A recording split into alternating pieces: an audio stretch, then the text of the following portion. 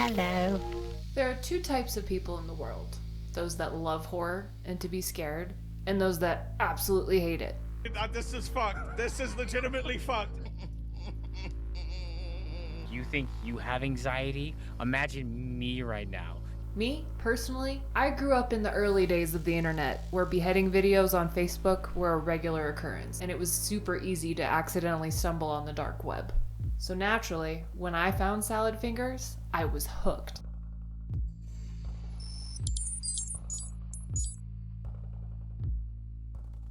I think you're about ready to grow up a little, don't you? Salad Fingers was conceived as an inside joke, when one day, while Firth was playing his guitar, his friend Christian Webb told him he had salad fingers while playing a C chord. The first video was uploaded in 2004 to Newgrounds, where it was originally unpopular, until it was featured on the front page. Once the series transitioned to YouTube, it took off. As complex as it all is, Salad Fingers can really be summed up in 4 points: surreal horror, empty world, imaginary friends, and a constantly shifting reality.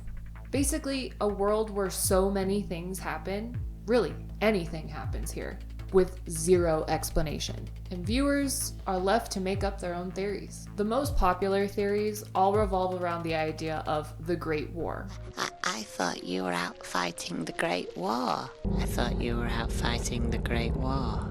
Could it be Kenneth back from the Great War?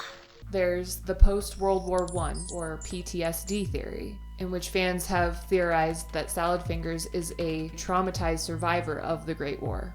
And this bizarre world is just how he copes with his memories. Based on what's shown in the series, the Great War was likely nuclear, and it was a worldwide conflict that ultimately resulted in billions of casualties. Then, of course, there's the nuclear apocalypse theory. This theory in particular became very popular after film theory covered it. Basically, the characters are people mutated from the fallout of the war, the open vast land where nobody's around, and Salad Fingers is the only one. Well, almost the only one. T. Bainbridge. Now there's a rosy rascal. Give us a hug, you old dame. Another theory is that Salad Fingers suffered from schizophrenia, or is just generally an unreliable narrator. Nothing is exactly the way we see it because we're experiencing it through Salad Fingers' eyes. He's believed to suffer from dissociative identity disorder, or DID, and that one of his imaginary friends, Hubert Cumberdale, is actually his true personality. You'll never be a real boy, Hubert Cumberdale.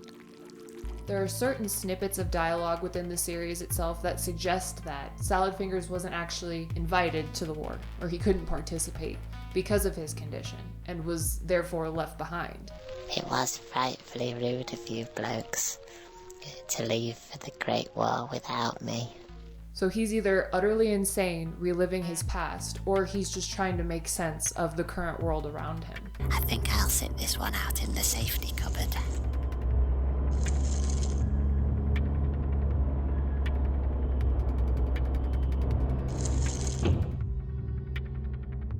On the darker side, another interpretation suggests that Salad Fingers is a cannibal, and he either knows about it or has no idea and just goes about life as if it's normal.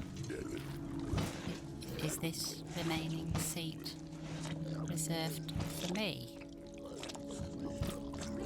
This theory also notes that Salad Fingers has an obsession with a substance that he believes is rust. You see, rust is closely related to blood, all the way down to the way it tastes, its smell, iron content, and color, which adds credibility to the theory that Salad Fingers is a cannibal, he just doesn't realize he's a cannibal, or he's denying it outright. And again, this theory implies that Salad Fingers may not even know what blood is. I like it when the red water comes out. I like it when the red water comes out of my... So we've got possibly just a little crazy, possibly a cannibal, And another theory that ties into all of those combined is that Salad Fingers' imaginary friends were actually real people. Fans have tried to connect Hubert Cumberdale, Marjorie Stewart Baxter, and Jeremy Fisher to members of his family or even just other people that they could be representing. The funny part is, David Firth himself has poured water on every single fan theory to ever populate on the internet. You appear to be free of all information. He said it time and time again that he created this entire series without an intent, yet everybody who's seen Salad Fingers has some idea of what that hidden meaning could be.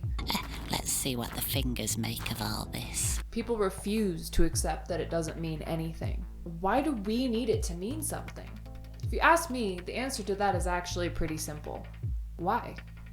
It's the first question out of every child's mouth, and it brings up a lot of interesting points. Is it because us humans aren't comfortable with the unknown? We're not comfortable with the randomness or something creepy just being something creepy? Maybe that's why we build lore, not only to categorize everything that's going on, but to assign meaning to it. Why do fandoms connect dots that may never exist? Finding answers, asking questions, ultimately is why ambiguous stories are remembered for longer. What started as a flash animation series created based on an inside joke on a whim somehow continued for over 20 years. Today, the series spans 14 episodes, with the most recent one uploaded just under a year ago. This is exactly what happened to series like The Backrooms, Mandela Effects, conspiracy theories out the wazoo about anything and everything. And there's a bajillion subreddits dedicated to just building this lore and these theories. So honestly, maybe Salad Fingers didn't become famous because it had a deeper meaning. Maybe it became famous because every viewer invented their own meaning. We'll meet again. Don't know where, don't know when, but I know. No,